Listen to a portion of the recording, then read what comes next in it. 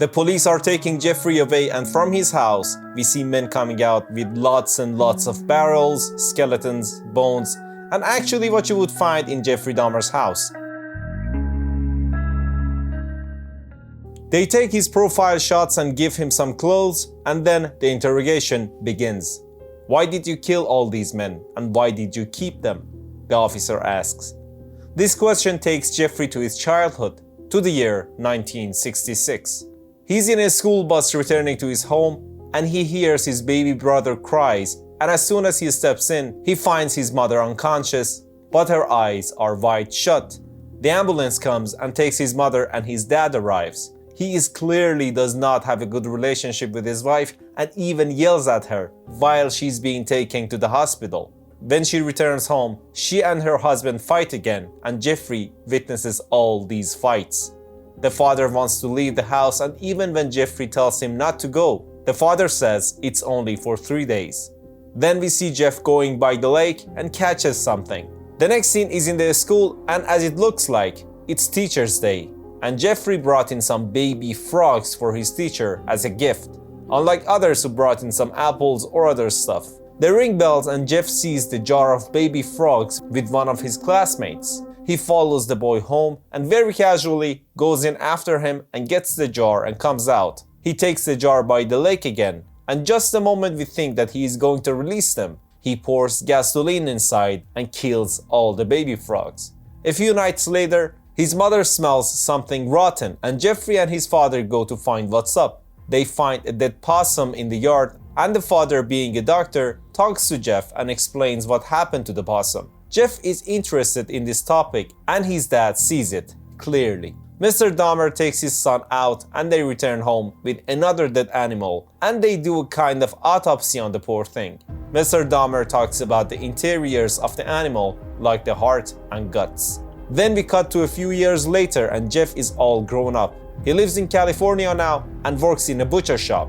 He just left the army and does not have any money left, so he calls his father and begs him to allow him to come back to his home. His father agrees, and on their way home, his dad says that he should work and make money and should not waste his time drinking and doing nothing. Sort of his ground rule, because Jeff will stay with his grandmother, the good old-fashioned church-going, Jesus-loving grandmother. Of course, his grandmother tells him to meet a girl there at the church, but he's not into girls. He starts to work in a butcher shop too, and things are going fine. One night, he goes shopping, and inside the shop, something interests him: a male mannequin. He goes to one of the changing rooms and stays the night at the shop. When everyone's gone, he comes out and steals the mannequin.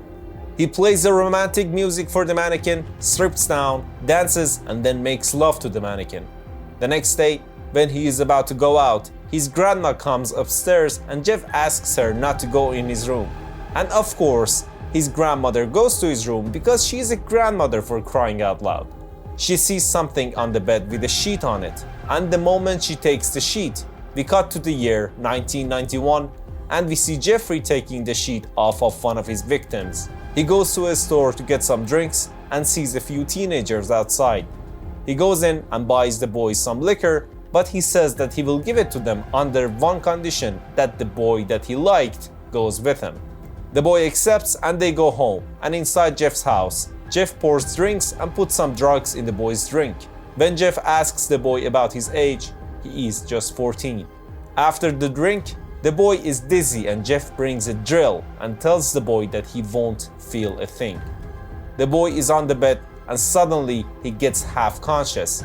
He gets up, and we see blood on the floor, but he keeps going, and he goes out the building. Then we see Jeff coming back with new drinks in his hands, and in front of his house, he sees his neighbors complaining about him, and there are 2 cops as well. Jeff swoops in and says that the boy is his boyfriend and he is too drunk, and this happens a lot. The boy is so messed up that he can't say a word. The police allows Jeff to go, and they accompany Jeff to his apartment. There is literally a dead body inside the house, but they don't see it. And Jeffrey Dahmer gets away with it again. Then Jeff picks up his favorite toy, the drill. In the last scene, we hear some noises coming from the neighbor's vent. Drill noises. This was the recap of the second episode of Monster Jeffry Dahmer story. Hope you enjoyed it. Make sure to like and subscribe. And if you like this recap, make sure to check the recap of the first episode too. Thanks, goodbye.